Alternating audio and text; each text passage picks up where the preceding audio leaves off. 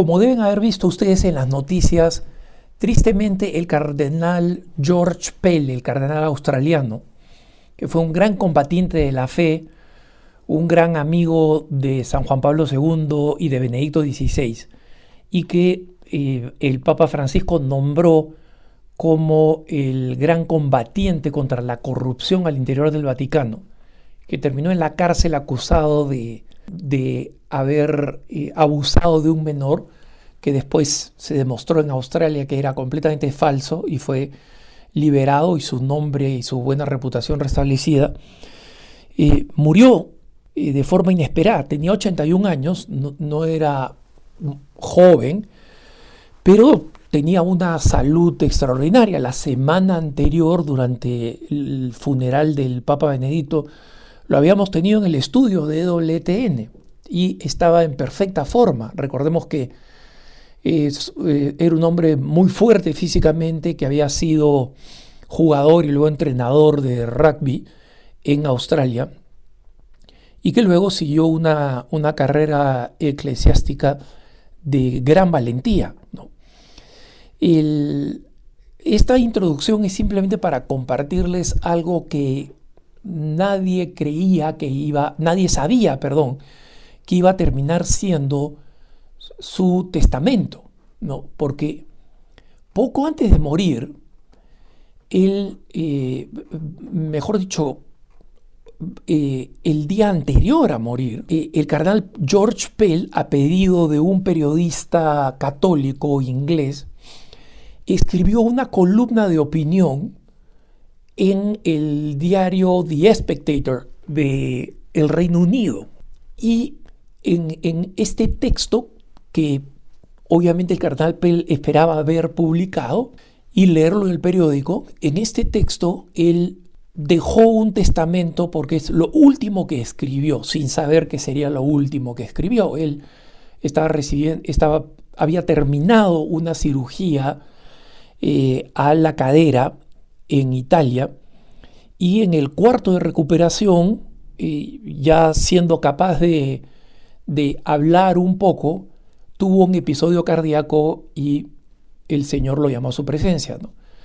Pero quiero traducirles la columna que él escribió sobre el sínodo, sobre la sinodalidad, expresando preocupaciones que yo comparto y que creo que muchos de ustedes también van a compartir, aunque el texto que él critica todavía no lo conocemos, pero pronto lo vamos a conocer, ¿no?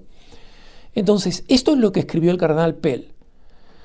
El Sínodo Católico de los Obispos está ahora ocupado construyendo lo que creen que va a ser el sueño de Dios sobre la sinodalidad, sueño de Dios, entre comillas, ¿no? Desafortunadamente, este sueño divino se ha convertido en una pesadilla tóxica a pesar de las buenas intenciones profesadas por los obispos. Ellos, o sea, el Sínodo de los Obispos, ¿no?, la oficina del Vaticano, ha producido un libro de 45 páginas que presenta su propia versión de las discusiones de la primera fase de escucha y discernimiento sostenido en muchas partes del mundo, y es uno de los documentos más incoherentes jamás enviados desde Roma. Aunque nosotros, sí, el cardenal Pell, en este artículo de opinión para el Spectator, al mismo tiempo que le damos gracias a Dios por el número de católicos alrededor del mundo, especialmente en África y en Asia, que están creciendo, la figura es radicalmente diferente en América Latina, con grandes pérdidas a los protestantes, así como al secularismo. Sin ningún sentido de la ironía, el documento se titula "Expande el espacio de tu tienda", ¿no? Efectivamente, el documento se titula así, que es una frase del Antiguo Testamento, y ahora va a explicarlo, ¿no? Expande el espacio de tu tienda. Y el objetivo es hacer esto, expandir el espacio de la tienda de campaña, ¿no?, del pueblo judío que era peregrino, para acomodar no a los nuevos bautizados, aquellos que han llamado que han respondido al llamado de arrepentirse y creer, sino a cualquiera que esté suficientemente interesado para escuchar. Los participantes han urgido para ser acogedores y radicalmente inclusivos con el lema "ninguno debe ser excluido". El documento no urge ni siquiera a los participantes católicos a que hagan discípulos de todas las naciones, como Mateo 28, 16, 20 nos pide, y mucho menos de predicar al Salvador a tiempo y a destiempo, como nos dice 2 Timoteo 4:2, ¿no? La carta de San Pablo. La primera tarea de todos, y especialmente de los maestros, es escuchar en el Espíritu. De acuerdo con esta reciente actualización de la buena noticia, acá está siendo un poco irónico, ¿no? De acuerdo a esta reciente actualización de las buenas noticias, la sinodalidad como camino de ser iglesia no se define en ningún momento, sino que simplemente tiene que ser vivida.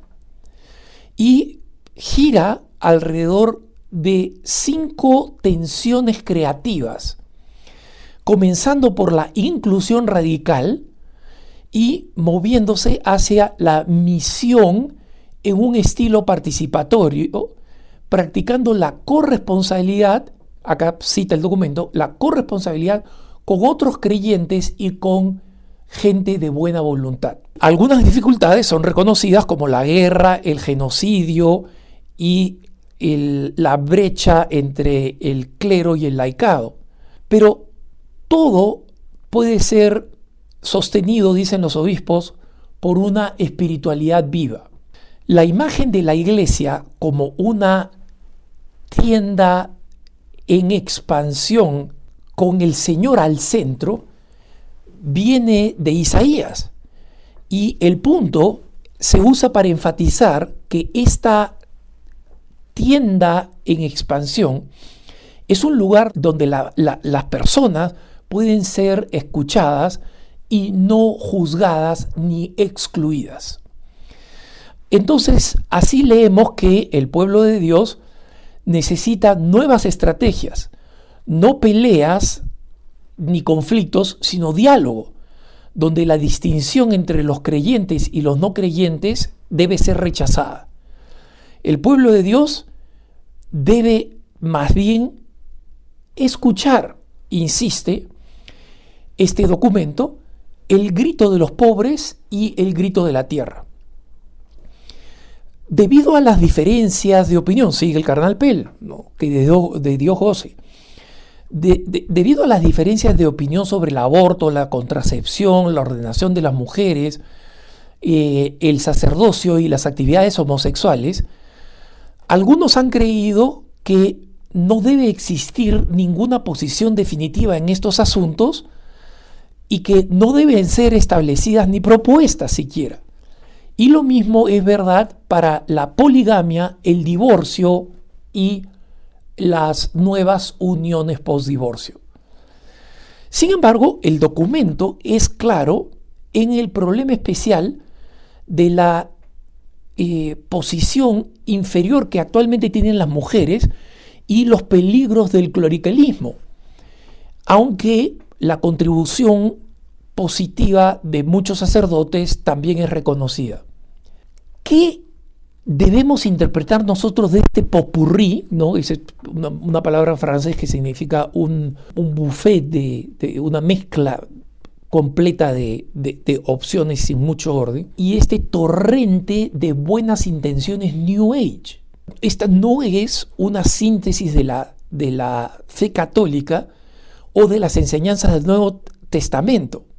Es una forma de presentar la traducción apostólica de manera incompleta y hostil, y en ninguna parte se reconoce que el Nuevo Testamento, como la palabra de Dios, sea normativa para todas las enseñanzas sobre la fe y la moral. El Antiguo Testamento es completamente ignorado. el patriarcado es rechazado y la ley mosaica, incluyendo los 10 mandamientos, ni siquiera es reconocida. 2 puntos se pueden hacer de manera inicial.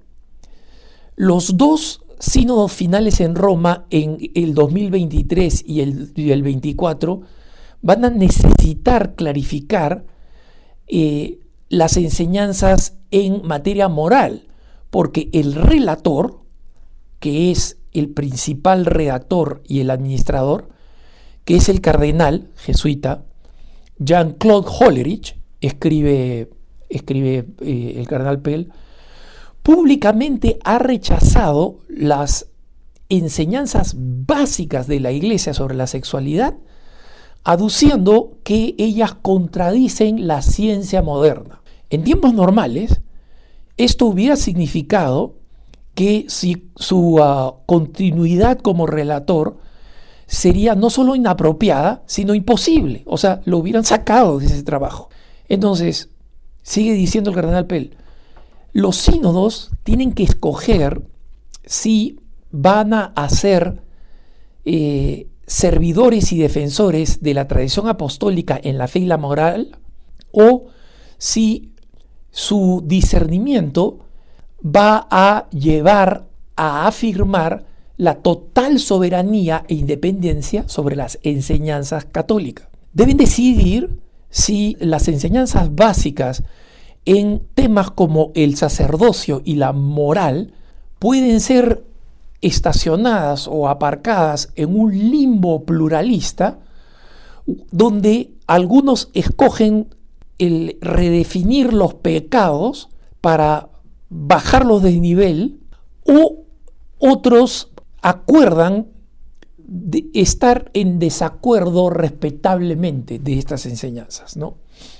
Fuera del sínodo, la disciplina, especialmente en Europa del Norte, donde algunos obispos ni siquiera han sido castigados, incluso después de afirmar su derecho a disentir de la doctrina, un pluralismo de facto, ¿no? O sea, impuesto, de hecho, un pluralismo ya existe más abiertamente en algunas parroquias y en religión y en órdenes religiosas en asuntos como la bendición de la actividad homosexual. Los obispos diocesanos, punto de aparte, sigue escribiendo Pell, los obispos diocesanos son los sucesores de los apóstoles. Son los maestros principales en cada diócesis y son el centro de la unidad local para que su pueblo esté en contacto con la unidad universal alrededor del Papa, el sucesor de Pedro. Desde los tiempos de San Ireneo de León, o sea, estamos yendo nosotros acá al siglo II, III, el obispo también es el que garantiza la continua fidelidad a las enseñanzas de Jesucristo, que es la tradición apostólica. Los obispos son los gobernadores y en algunas ocasiones jueces, al mismo tiempo que maestros, en celebraciones sacramentales, y no son empapelado de pared o sellos de goma para aprobar políticas.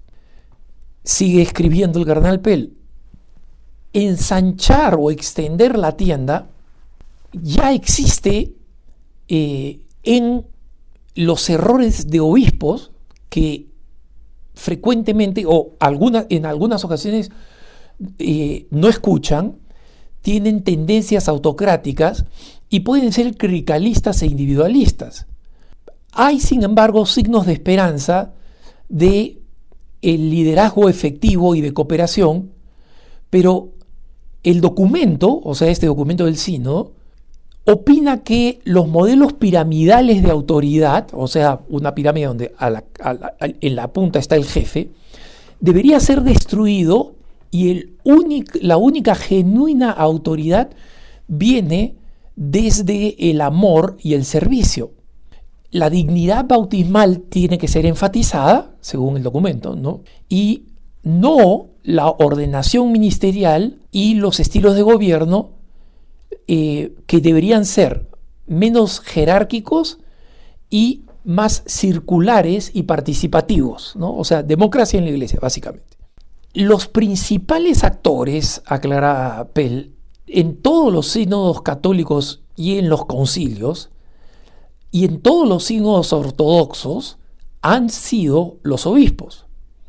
De una manera gentil y cooperativa, esto debería ser afirmado y puesto en práctica en los sínodos continentales, de tal manera que las iniciativas pastorales permanezcan dentro de los límites de la sana doctrina.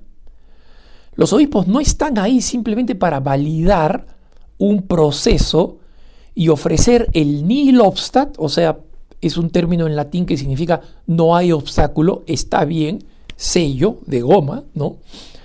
Que de lo que otros han observado o escrito, ¿no? Ninguno de los participantes del sínodo, laicos, religiosos, sacerdotes, obispos, van a ser servidos adecuadamente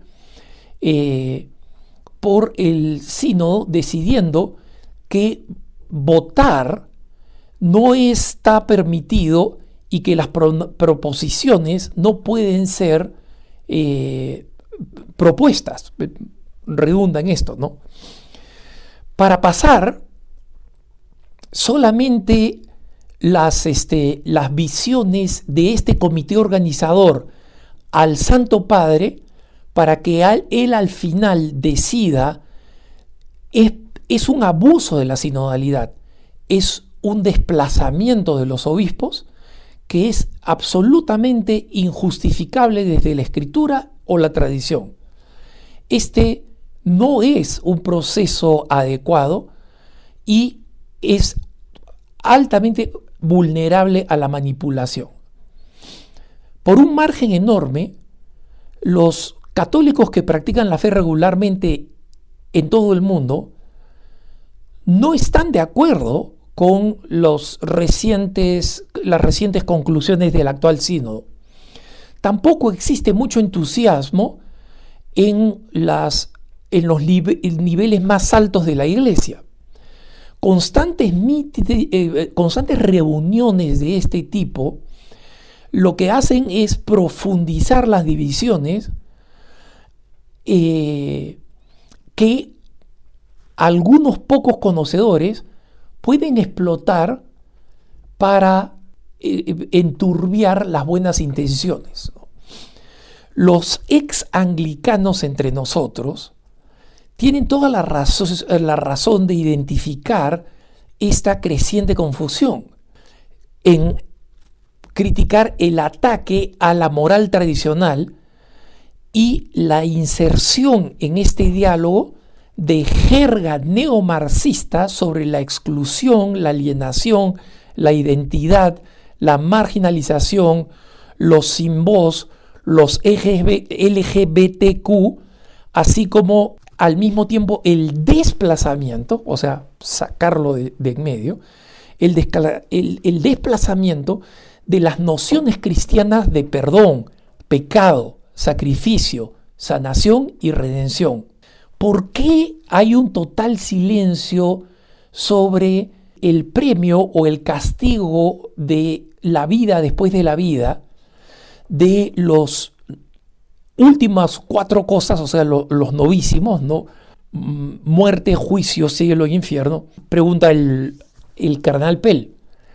Hasta ahora, el camino sinodal no solamente ignorado, sino que ha reducido de nivel lo trascendente, ha cubierto la centralidad de Cristo con llamados al Espíritu Santo, al mismo tiempo que promueven el resentimiento, especialmente entre los participantes.